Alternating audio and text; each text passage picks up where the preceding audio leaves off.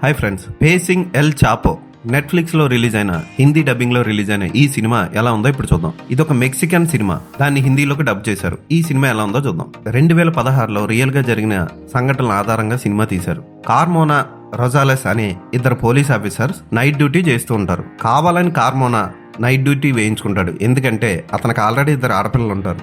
మళ్ళీ భార్య గర్భవతి. ఈసారి ఆడపిల్ల పుడితే ఖర్చులు ఎక్కువ అవుతాయని భయపడతారు. అయినా పర్వాలేదు, నైట్ డ్యూటీ చేసి సంపాదిస్తానని తిరుగుతూ ఉంటాడు. అయితే దొంగలించబడిన ఓ కార్ని ఆపమని వాళ్లకు ఆదేశం వస్తుంది. ఆ కార్లో ఉన్నది ఎవరో కాదు, ఎల్ చాపో గుజ్మాన్.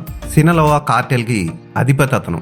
ఓ హోటల్ నుంచి సొరంగంలో తప్పించుకొని పారిపోతూ ఓ కార్ని ఆపి అందులో ఉన్న భార్యాభర్తలను కిందకి దించేసి తన అసిస్టెంట్ తో పాటు ఎల్ చాపో పారిపోతూ ఉంటాడు. అతన్ని పట్టుకున్న ఈ ఇద్దరు పోలీస్ ఆఫీసర్స్ గుండె ఆగిపోతుంది అతన్ని చూడగానే. అయితే అతన్ని పోలీస్ స్టేషన్ కి తీసుకెళ్లి అరెస్ట్ చేయించి అప్పజెప్పే లోపు అతని కోసం చాలా మంది వస్తారు. మార్గం మధ్యలో రకరకాల ఇబ్బందులను ఎదుర్కొంటూ వాళ్ళ ప్రాణాలను గుప్పెట్లో పెట్టుకుంటూ కార్మోనా రొజాలెస్ ఎలా బయటపడ్డారు అసలు అన్నది మిగిలిన కథ.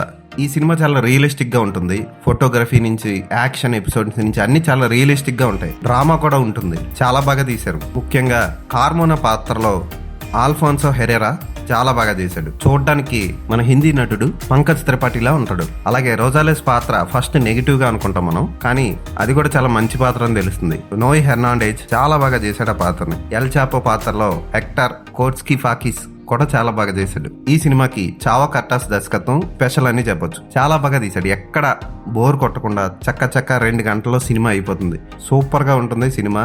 థ్రిల్లర్స్ ఇష్టపడే వాళ్ళు ఖచ్చితంగా ఈ సినిమాని చూడండి. అయితే ఈ సినిమా తెలుగులో లేదు, హిందీలో మాత్రమే రిలీజ్ అయింది. ఫోటోగ్రఫీ నుంచి కాస్ట్యూమ్ డిజైనింగ్ వరకు అన్ని చాలా రియలిస్టిక్ గా ఉంటాయి. చూడాలనుకుంటే ఖచ్చితంగా చూడండి. ఎక్కడ అసభ్యకర సన్నివేశాలు లేవు, దారుణమైన వైలెన్స్లు కూడా లేవు. అయితే నాకు వచ్చిన డౌట్ ఏంటంటే, అంత పెద్ద కార్టెల్ కి అధిపతి అయిన ఎల్ చాపో తన అసిస్టెంట్ తో పాటు వెనక సింపుల్ గా కూర్చుంటాడు తప్ప పారిపోవడానికి అస్సలు ట్రై చేయడు. ఈ సినిమాకి నేను ఇచ్చే రేటింగ్ 3/5.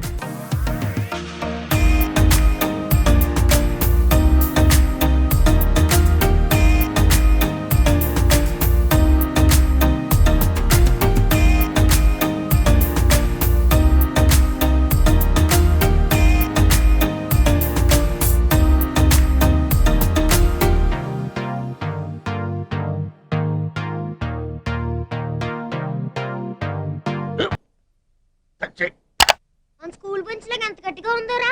కొట్రా, కొట్టు, పర్లేదు, కొట్టు. అబ్బా చైన్ పెట్టేసింది బాబాయ్. నీకు ఏంటి నువ్వు కొడతావా? కమా బిట్ మీ యార్. వద్దు బాబాయ్. వాణ్ణి నేను కొట్టడం లేదమ్మా, వాణ్ణే నన్ను కొట్టమంటున్నాను. నువ్వేం కంగారు పడక్కర్లేదు. అడుగుతావేంటి?